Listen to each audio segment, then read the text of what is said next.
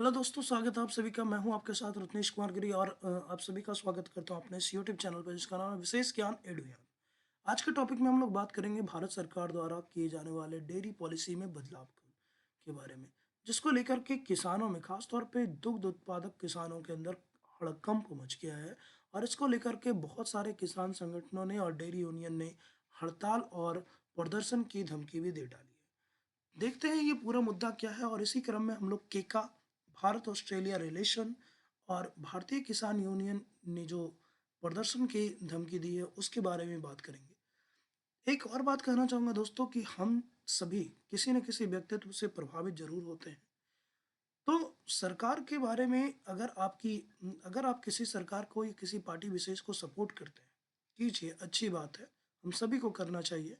लेकिन जब सरकार किसी गलत नीति को लेकर आए तो ये हमारा नैतिक कर्तव्य बनता है कि हम उन चीज़ों के खिलाफ सरकार की आलोचना भी करें, ताकि सरकार जो है अपनी नीतियों में जो वांछित रूप से जो आपका वहाँ पे सुधार होने चाहिए उस पे वो गौर कर सके और उन चीज़ों में बदलाव ला सके। सरकार ने जो है इस मुद्दे पे खास तौर पे जो है टू माउथ वाली सिचुएशन क्रिएट की है। एक तरफ सरकार कहती है कि हम अपने किसानों का, हम अपने छोटे उत्पादकों का बहुत ही ध्यान रखना चाहते हैं। और इसी कारण से सरकार ने जो है एक बहुत ही इम्पोर्टेंट जो क्षेत्रीय संगठन बना था दोस्तों पिछले साल, regional comprehensive economic partnership, RCEP जिसको बोलते हैं दोस्तों।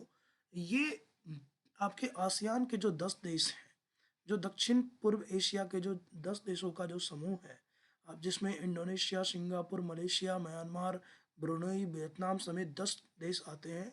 उनके साथ-साथ India, China, Japan, south Korea, Australia और न्यूजीलैंड, इन सभी को भी शामिल होना था। भारत ने इस महत्वपूर्ण समूह को सिर्फ इस इश्यू पे छोड़ा था दोस्तों कि सरकार या इस ग्रुप ने, आरसीईपी ने भारत सरकार के एक दो शर्तों को नहीं माना था। भारत सरकार की सबसे बड़ी यहाँ पे जो शंका थी, जो सबसे बड़ा डर था, वो ये था कि ऑस्ट्रेलिया और न्यूजीलैंड दुनिया के सबसे सस्ते दुग्ध उत्पादक देश हैं। तो अगर हम आरसीईपी को साइन करते हैं तो इसमें क्या होता है कि एक दूसरे की इकोनॉमी को, एक दूसरे की वस्तु को ज़्यादा से ज़्यादा प्रमोट करना होता है। उनके ऊपर जो आप इम्पोर्ट ड्यूटी लगाते हैं वो कम करना होता है और साथ ही साथ फ्री मार्केट की तरह ऑपरेट करता है, जिसमें जो कोई भी सामान है वो कम टैक्स के साथ इन देशों के में आपका व्यापार के लिए उपलब्ध होगा। सरकार ने इसी चीज़ को लेकर के कि हमारे यहाँ चूँकि दूध उत्पादक जो है वो काफ़ी छोटे लेवल पे हैं। लगभग हमारे यहाँ जितने भी किसान हैं, उनके पास 1-2 जो इस तरह के पशुधन होते हैं और उन्हीं के थ्रू ये दुग्ध उत्पादन भी करते हैं। तो भारत का जो डेयरी मार्केट है, वो बाकी देशों के डेयरी मार्केट से बिल्कुल ही अलग है। जहाँ तक एक तरफ जो आप देखोगे डेनमार्क को, नॉर्वे को, स्वीडन को या ऑस्ट्रेलिया, न्यूज़ीलैंड या बाकी जो ऐसे देश हैं, जो आपके मिल्क या मिल्क प्रोडक्ट को का प्रोडक्शन करते हैं, उनके यहाँ काफ़ी बड़ी लेवल पे इन चीज़ों का ये उत्पादन होता है। जबकि भारत में जो है छोटे-छोटे किसान जो है, ये मिल करके आप कह सकते हो बूँद-बूँद से सागर भरने जैसी सिचुएशन है। तो भारत इस मुद्दे पे क्या सोचता है और इसको लेकर के हम लोग पूरा ये डिस्कस करेंगे। सबसे पहले क्या क्यों किसानों ने विरोध करना शुरू किया और ये पूरा मुद्दा क्या है इसको देखेंगे। भारत और ऑस्ट्रेलिया के बीच भारत सरकार ने एक पॉलिसी चेंज किया है, जिसके तहत सरकार जो है केका साइन करने वाली है। 2022 के अंत तक सरकार का ये मंशा है कि वो ऑस्ट्रेलिया के साथ और न्यूजीलैंड के साथ comprehensive economic cooperation agreement sign करें।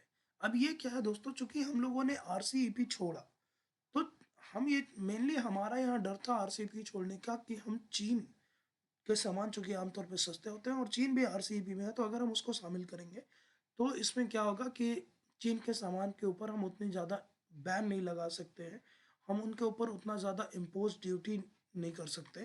तो इसलिए या फिर हम उनको कह सकते हो कोटा सिस्टम में नहीं ला सकते, क्योंकि अभी भारत सरकार जो है एक निश्चित मात्रा में ही चीज़ों का इम्पोर्ट करना चाहती है चाइना से। तो इसलिए हमने छोड़ा था आरसीईपी को।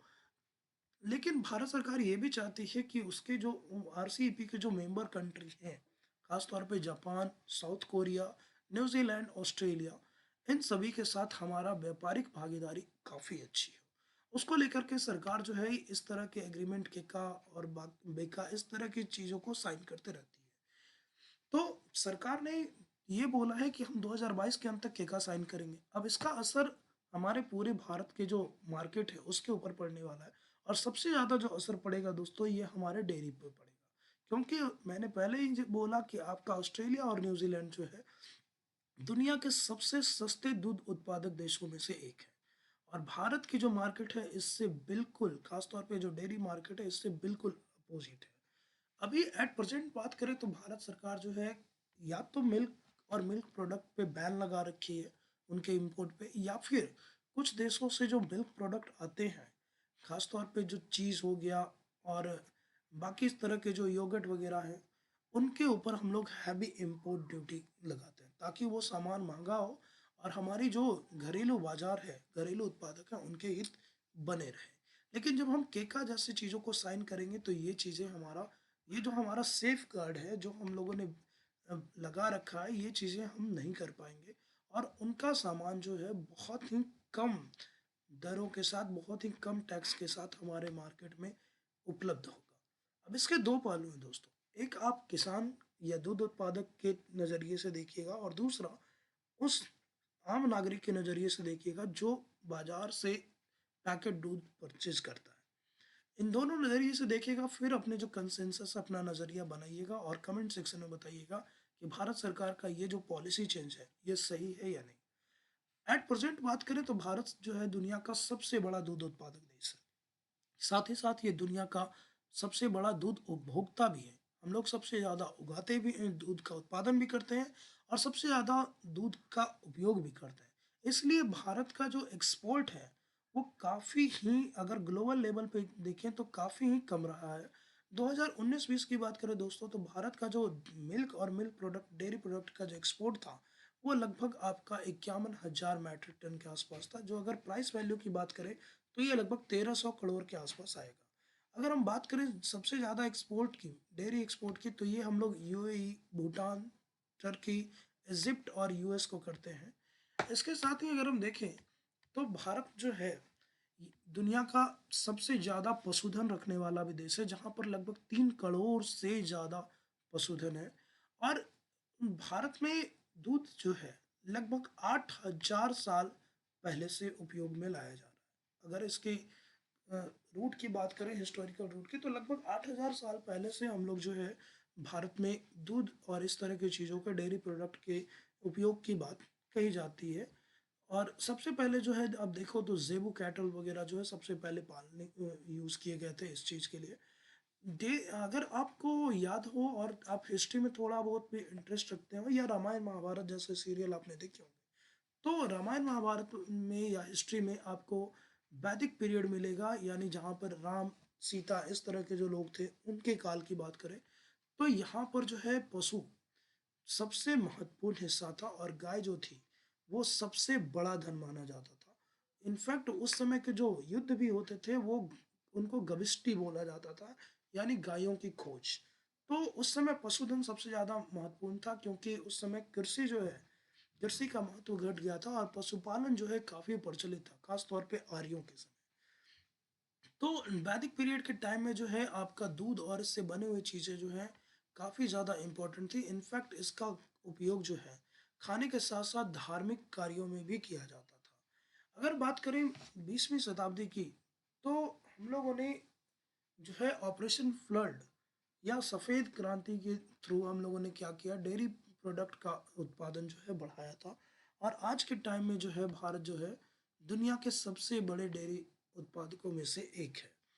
लेकिन साथ ही साथ आप ये भी देखोगे कि हमारे यहाँ जो सबसे ज़्यादा दूध का उत्पादन होता है वो हम ही लोग ज़्यादातर यूज़ कर जाते हैं, और इसके कारण जो, अगर आप देखोगे तो ग्लोबल लेवल पे हमारी डेयरी मार्केट उतनी ज़्यादा वैल्यूएबल नहीं है, क्योंकि हमारा जो डोमेस्टिक यूज़ है वो बहुत ही ज़्यादा है। अगर बात करें तो भारत में सबसे ज़्यादा जो दूध है वो भैंसों के थ्रू उत्पादन होता है, उसके बाद फिर देखेंगे सेकंड नंबर पे गाय जो है दूध उत्पादन करती है, और थर्ड नंबर पे जो, अगर आप क्वांटिटी वाइज बात करें टोटल, तो तीसरे नंबर पे आपकी जो है भेड़ और बकरियों का नंबर आता है। तो इस तरह से सबसे ज़्यादा दूध का उत्पादन भारत में भैंस, फिर गाय और फिर बकरियों के थ्रू होता है।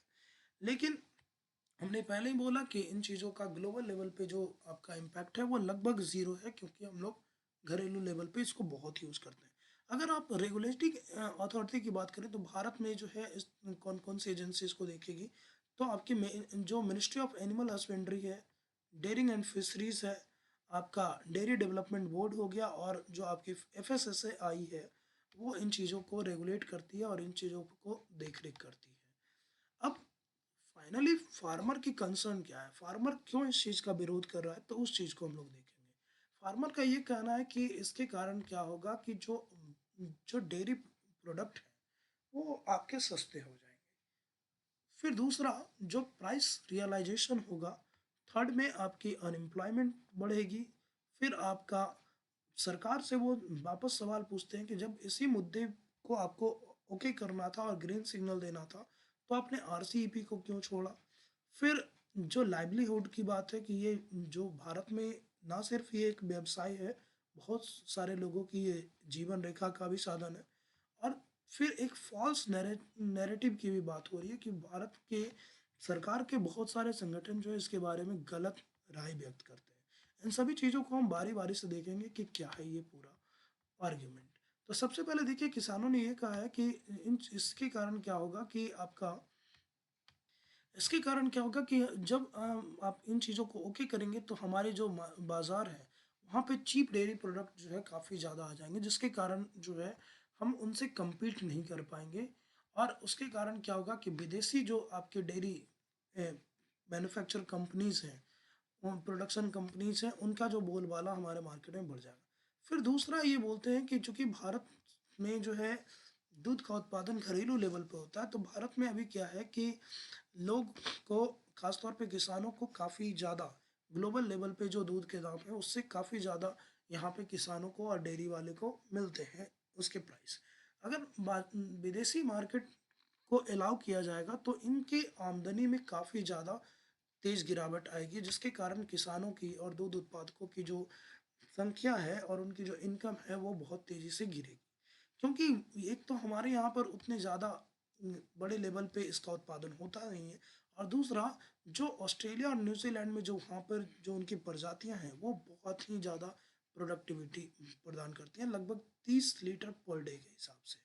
फिर वही सवाल जो मैंने आपको बोला कि अगर यही चीज़ करना था तो फिर हमको RCEP से ऑप्ट क्यों किया, इसके बारे में भी बोलते हैं। फिर अनइक्वल सिचुएशन की बात करते हैं कि वहाँ पर चूंकि सरकार की जो पॉलिसी है ऑस्ट्रेलिया न्यूजीलैंड में, वो बड़े कंपनी को, बड़े डेयरी कंपनीज को मेजर ग्लोबल प्लेयर बनाना चाहते हैं, तो वो बड़े कंपनी को ज़्यादा सपोर्ट करते हैं, जबकि भारत में जो है यहाँ पे बहुत ही ज़्यादा छोटे छोटे उत्पादक हैं, जिसके कारण क्या होगा कि ऐसे उत्पादकों के ऊपर बहुत ही ज़्यादा नेगेटिव इम्पैक्ट पड़ेगा। एक रिपोर्ट बताती है कि जैसे अमेरिका में देखिए तो लगभग आपका जो एक गौशाला कह सकते हो कि एक गौशाला में एक लगभग 191 आपके बोवाइन है, मवेशी हैं। ओसानिया में आपके 355 है, यूके में 148 है, डेनमार्क में 160 है।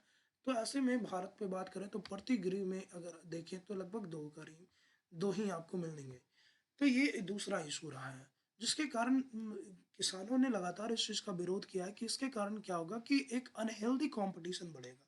क्योंकि वहाँ पर जो आपके खटाल हैं, जो आपके गौशालाएं हैं, उनमें गायों की संख्या ज़्यादा है, तो जिसके कारण उनकी जो लागत है, प्रति लीटर जो लागत है वो कम हो जाती है।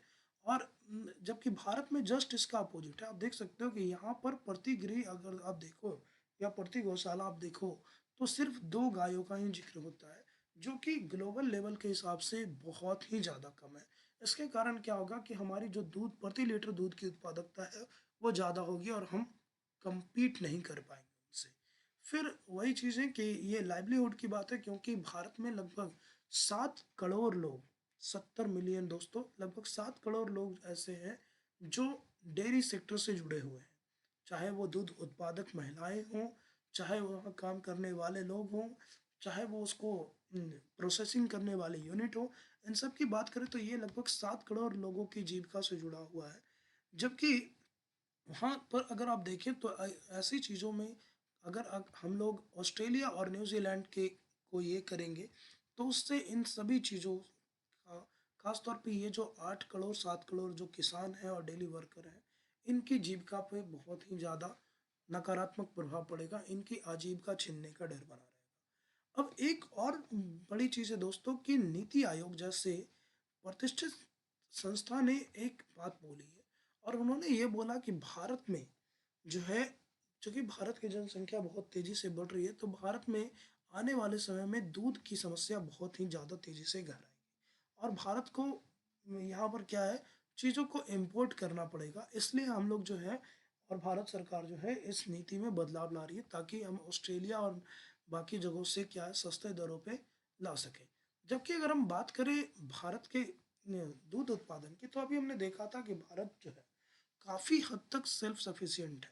मानते हैं कि कुछ ऐसे भी बच्चे हैं जिनको अपने चीज़ों में अपने जो आहार है उसमें दूध उपलब्ध नहीं हो पाते, लेकिन अगर आप ओवरऑल देखें तो भारत में दूध का उत्पादन लगभग सफिशिएंट लेवल पे है। लेकिन नीति आयोग का ये कहना कि भारत में जो है दूध की कमी है और इसलिए हम लोग की ये मजबूरी बन जाती है कि हम लोग जो है इसको इम्पोर्ट करें, और ऑस्ट्रेलिया और न्यूजीलैंड चूँकि सस्ते दरों पे इसको उपलब्ध कराएंगे, इसलिए हम ऑस्ट्रेलिया न्यूजीलैंड जैसे देशों की तरफ जो है और उनके जो आपके डेयरी कंपनीज हैं उनको अलाउ कर रहे हैं।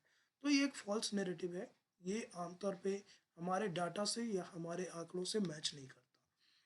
अब सरकार क्या आर्गुमेंट दे रही है, एक तो सरकार ने वो दिया कि हमारे यहाँ दूध की कमी है, दूसरा वो ये बताना चाहती हैं कि माल नरिशमेंट है हमारे भारत। ये बात सच है दोस्तों कि दुनिया में सबसे ज़्यादा कुपोषित बच्चे जो हैं, जो शारीरिक रूप से आप कह सकते हो कि सशक्त नहीं है क्योंकि उनको एक संतुलित आहार, एक परफेक्ट बैलेंस डाइट नहीं मिल पाती, तो सबसे ज़्यादा कुपोषित बच्चे भारत में हैं, ये सच है। लेकिन सरकार इसी चीज़ को आधार बनाती है और यूनिसेफ और डब्ल्यूएचओ के सलाह को एक बेस मानते हुए सरकार ने इस चीज़ को बोला है कि हम अलाउ करेंगे, क्योंकि हमारे यहाँ सरकार का ये भी प्लान है कि जो मिड डे मील स्कीम होता है, जैसे अभी नाम चेंज करके पीएम पोषण अभियान कर दिया गया है, तो उसके तहत सरकार ये चाह रही है कि जितने भी आंगनबाड़ी हैं, जितने भी आपके बाल बाटिका गृह हैं, जितने भी आपके प्राइमरी स्कूल हैं, वहाँ बच्चों को दूध उपलब्ध करवाया जाए। अब तीसरा ये सरकार जो देती है आपका आर्गुमेंट, वो कहती है कि ये जो है उपभोक्ता के पक्ष में है। क्योंकि जब बाहर से आपके सामान आएंगे, बाहर के प्रोडक्ट आएंगे, तो आपकी जो पर लीटर जो आपका दूध जो आपको बाजार में आपके डेयरी स्टोर पे आपको उपलब्ध होता है उसमें गिरावट आएगी, क्योंकि जो विदेशी जो कंपनियां हैं वो आमतौर पे आपको भारतीय डेयरी कंपनियों के मुकाबले सस्ते दूध उपलब्ध करवाएंगी और इसके कारण क्या होगा कि एक आपको कंज्यूमर को जो है फ़ायदा होगा और कंज्यूमर के ये हक में है, इसलिए हम लोग ऐसा कर रहे हैं। और फाइनली सरकार ये बोलती है कि भारत में अभी क्या है कि आमतौर पे 3-4 ही बड़ी कंपनियां हैं डेयरी से जुड़ी हुई, जिसमें एक अमूल है, दूसरा आपका मदर डेयरी है, बिहार वाले क्षेत्रों की बात करें तो सुधा है। तो ऐसी 3-4 कंपनियां ही हैं, जिसके कारण क्या है कि यहाँ पर आपका एक तरह से ओलिगोपोली वाली सिचुएशन है कि कुछ लोग मिलकर ही या कुछ कंपनियां मिलकर के ही इस पूरे सेक्टर को रूल करती है। तो सरकार ये कहती है कि मोर कंपनी तो मोर बेनिफिशियल, क्योंकि ज़्यादा कंपनियां आएंगी तो यहाँ पर क्या होगा, मार्केट में डेयरी मार्केट में ज़्यादा कंपटीशन होगा, हमारे पास बेटर टेक्नोलॉजी आएगी, हमारे पास अच्छे किस्म की जो नस्ल की गाय भैंस ये है वो हमारे पास आएंगी और उसके कारण क्या होगा कि हमारे यहाँ प्रति गाय जो दूध के उत्पादन है वो भी वृद्धि होगी और साथ ही साथ डेयरी क्षेत्र में जो हमारी तकनीक है उसमें भी हमारा इजाफा होगा और उसमें भी हम लोग इनोवेटिव वे में इसको लाएंगे। तो ये पूरा सरकार का इशू रहा है। अगर हम लोग रिसेंट के न्यूज़ देखें तो अमूल ने क्या किया है कि 500 करोड़ जो है आपका तेलंगाना में इन्वेस्ट किया है। फिर आप देखो तो अमूल ने ये भी बोला है कि हम जो है आपके बहुत सारे बटर कुकीज़ वगैरह और जो आपके मिल्क प्रोडक्ट हैं, फ्रोज़न पोटैटो है, ये सब भी हम लोग मार्केट में बेचना शुरू करेंगे। अभी हाल ही में आप देखोगे तो दिसंबर में ही तो सरकार ने खास तौर पे नरेंद्र मोदी की सरकार ने जो है वाराणसी में भी अमूल का प्लांट लगाया है। इससे पहले ये आंध्र प्रदेश और तेलंगाना में भी लग चुका है। और भारत की जो कोऑपरेटिव सोसाइटी है दोस्तों, ये बहुत ही अच्छा वर्क कर रही है। खास तौर पे जो इफ़को और आप अमूल की बात करें, जो यहाँ पर आप देख सकते हो Gujarat cooperative milk marketing federation limited जो है, तो ये जो है ग्लोबल लेवल पे आपकी टॉप 3 कंपनियों में आती है। तो एक तरह से हम कह सकते हैं कि सरकार खुद ही यहाँ पर दोनों तरह की बातें कर रही है। एक तरफ वो बोल रही है कि हमारी जो कंपनियाँ हैं वो बहुत ही आउटस्टैंडिंग काम कर रही है, ब्रिलियंट काम कर रही है। इस कारण से देखिए कि अमूल ने अपनी जो है आपकी इन्वेस्टमेंट में की है बहुत सारी जगहों पे, और अपना जो प्रोडक्शन है उसको भी बढ़ाया है ताकि ज़्यादा से ज़्यादा जो दूध उत्पादक हैं वो जुड़ सके। दूसरी तरफ सरकार जो है ऐसी कंपनियों को जो है बैकडोर से नुकसान भी कर रही है, क्योंकि जब आपकी विदेशी कंपनियां आएंगी तो उसके कारण इन कंपनियों को, जो आपकी देसी कंपनियां हैं, उनको निश्चित रूप से नुकसान झेलना पड़ेगा, क्योंकि भारत में जो दूध का कलेक्शन है वो बहुत ही, आप कह सकते हो, ग्रास रूट लेवल पे होता है, वो घर घर से होता है। जबकि ऑस्ट्रेलिया, न्यूजीलैंड, डेनमार्क में क्या है, वहाँ पर चारागाह बहुत बड़े पैमाने पे है। चारागाह बड़े पैमाने पे क्या होता है कि वहाँ पर पशुपालन भी जो है वो बहुत ही मैसिव लेवल पे होता है, और उसके कारण जो है एक तो वहाँ की नस्ल जो है बहुत ही ज़्यादा दुधारू है, और दूसरा प्रति लीटर जो उनका उत्पादन है वो भी कम होता है। तो प्रति लीटर उत्पादन खर्च जो है वो कम होने के कारण वो ग्लोबल लेवल पे काफ़ी ज़्यादा एडवांटेज में रहते हैं। और तीसरा जो है वहाँ की सरकार की जो नीति है वो भी आपका इनके फेवर में जाती है। अभी अब ये पूरी चीज़ों को अगर आप एनालाइज करें तो आपको एक फैक्ट समझ में आएगा कि भारत जो है अभी के टाइम में पूरी दुनिया के दूध उत्पादन में लगभग 20 से 25% तक का योगदान देता है। और भारत सरकार का ही खुद ये मानना है कि 2033 आते आते भारत का जो दूध का उत्पादन है वो 330 मिलियन मैट्रिक टन हो जाएगा, जबकि उस समय भारत की जो डिमांड होगी वो लगभग 292 मिलियन मैट्रिक टन तक रह जाएगी। यानी भारत सरकार खुद ये मान रही है कि 2033 आते आते ना सिर्फ हम अपनी ज़रूरतों को पूरा कर पाएंगे, जबकि बल्कि उससे ज़्यादा हम दूध का उत्पादन कर पाएंगे। तो इसलिए अगर आप देखिए तो अभी के टाइम में फैक्ट तो ये नहीं के हिसाब से अगर हम चले तो ये चीज़ें तो बिल्कुल सरकार की आर्ग्यूमेंट जो है कि हमारे यहाँ दूध की कमी है, ये बिल्कुल ही एक बेईमानी सिद्ध होती है। और एक तरह से आप कह सकते हो कि सरकार जो है वो एक माइंड गेम खेल रही है, चीज़ों को आधार बना करके वो एक तरफ से किसानों को ये जताना चाह रही है कि हम आपके हितैषी हैं, वहीं दूसरी तरफ से वो जो है आपकी ग्लोबल ट्रेड को बढ़ावा देना चाहती है, और इस तरह के जो बायलेटरल ट्रेड्स हैं उसको भी वो बढ़ावा देना चाहती है। तो ये था पूरा मुद्दा दोस्तों। उम्मीद है आपको ये चीज़ें पसंद आई होगी। आप दोनों साइड्स को अपनी अपनी जगह जो है अच्छी तरह से समझे कि ये सरकार का पक्ष क्या था और सरकार कितनी हद तक सही है, और दूसरा किसानों की जो मांग है या जो डेयरी कंपनीज की जो मांग है भारत की, वो कितनी हद तक जायज़ है। और उसके बाद आप अपना जो राय है वो आप हमारे कमेंट सेक्शन में ज़रूर दें। उम्मीद है आपको ये वीडियो पसंद आई हो। अगर पसंद आई हो तो लाइक, शेयर, सब्सक्राइब करें और पेड़ लगाएं, पर्यावरण को स्वच्छ बनाएं। इस ठंड के मौसम में लोगों की मदद करें और स्वस्थ रहें, खुशहाल रहें। जय हिंद, धन्यवाद।